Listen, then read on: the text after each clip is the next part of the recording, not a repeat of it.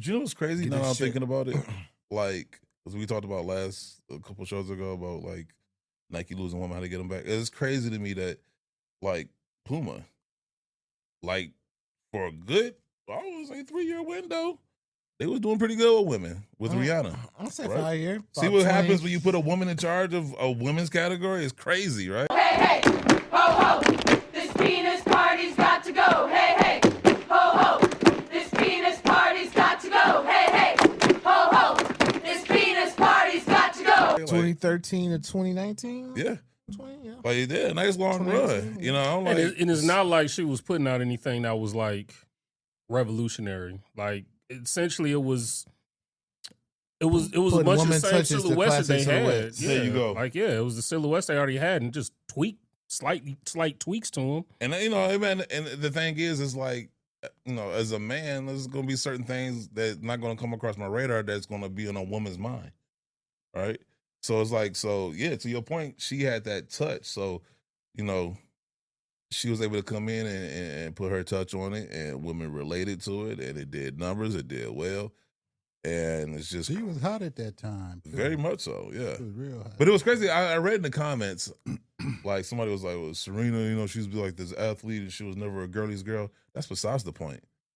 First of all, There's I different disagree types of with women. that. There's hardworking women. There's like pretty women. Like you can't just say she wasn't a girly girl. Is the only way you can define a Exactly. woman. You just don't peek on the shoe if they're going to we buy saw it. her work in her building. That's my point. That's It's what I was like- gonna Just say like too, Sha'Carri, you mentioned yeah. Sha'Carri. They could promote her too. But my the thing stuff that is, she Serena wears. has her own design team. So it Yes. wasn't just about getting Serena to pitch a shoe. It was about utilizing her design team, utilizing other female designers, Give her that other women in platform. marketing, Yeah. other Yeah. women in the brand to spearhead these campaigns, and then using your female athletes. Like Guru said, you had the internet had to bully you just to give Angel Whistler a shoe. And that shoe was dope as fuck. He ain't lying.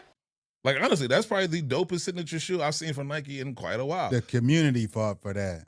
Thank you. And it was a long time coming. She should have had hers before Caitlin Clark. Way Yeah, there you go. But before. Sha'Carri, you Way said before. Sha'Carri has a sense of style, her own sense of style. Yes. Utilize that. You know what I'm saying? 100%. Like, Yeah. And, saw her and the outfits. commercial could have been so cold. It could have been like Michael. Was that Michael Johnson? Yep. He could have Mhm. been running there and handed the baton as far as Nike. The baton could have had Nike on it, handed it to Sha'Carri, and she ran with it. Message. Yeah. You could have given her own Spiridon, her own Mary Max 97. Just I mean, Man, they- because so here's the much. thing, like, because it ain't about being like to Gru's point, it ain't about being a girly girl, it's about having personality. Serena Williams has personality. My argument wasn't necessarily get Serena or whatever to pitch the shoe. My argument was if you see them not utilizing the faces of the brand, you know how they're treating the women that have no name, you know, like, and so it's like, and that's the part to me, because like one of the dopest females in footwear, right, that I could think of just in history, Tiffany Beers. Right? Now, some people might know her, some people don't. Like, who was Tinker Hatfield until he started making Jordans? He wasn't even a footwear designer. He was an architect. Right? You know what I'm saying? But he designed some of the dopest things. It's about what you do, not who you are. Right? And my whole point was empower the females who have the ability to do, right? And then from there, utilize the people who are to bring attention to those things. so we're asking But Peak Corporate America to empower women after my bad. seeing what happened post January 20th. Get him out of here. Get him out. My bad. Everything that- you know what I'm saying? So, and what the Kansas City football kicker said about women, where they should be in life. Like, you're right. I mean, and these are the same people, the same ilk who are making in these corporate settings saying, like, You're right. my thing is this security level. If your women's line does better than your men's line, so what? At the end of the day, it still goes to your bottom line. He ain't lying. And it actually buys you more time to get your men's side together. And To do plus, some women buy revamp. more. You know what I'm saying? Like you got to be able to like use that. You could do a Women's History Month where you could say, you know what, we're going to, outside of Nike Day, we're going to call ISO for Women's History Month. We're going to drop all women releases. We're going to drop women's apparel. This is going to be y'all month. We're going to get back to y'all. They're going to be in men's sizing so the men can support. But like you could have done so many different things for that. You could start the year off Black History Month, then Women's Month, to take up, like, it's so many different things you could have done for that. So, I mean, it's just disappointing to see that people who go work 9 to 5s care more about or more enthusiastic about telling the stories and empowering people than the people who work at a company who has the position of power to do so. Message. And I don't, sorry, cut you off, but I didn't like the comment of Serena wasn't much of a girly girl. Yeah. That doesn't make too much sense because look at the apparel that she wore when she was on the tennis court.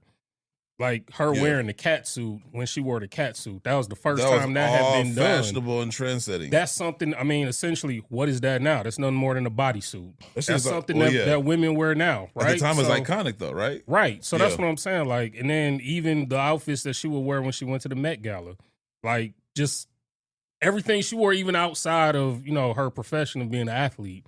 Yeah. I don't get the whole. I didn't understand that comment either. It was kind of weird to me because I was just kind of like, is that your like? I think sometimes people need to get outside their personal views and like, you can objectively not think Serena is a girly girl, but subjectively you have to give her like. So, for example, right? Subjectively, I don't listen to Madonna, but objectively, I have to acknowledge she's one of the greatest artists of all time. Right? Because she's done numbers, she's done tours, she has the longevity, she has all the things, she meets the criteria across the board to say that. Now, I don't have to personally listen to her to acknowledge her greatness, right? And so it's like, yo, like just because you don't like somebody don't mean you can't acknowledge their greatness. Acknowledge me.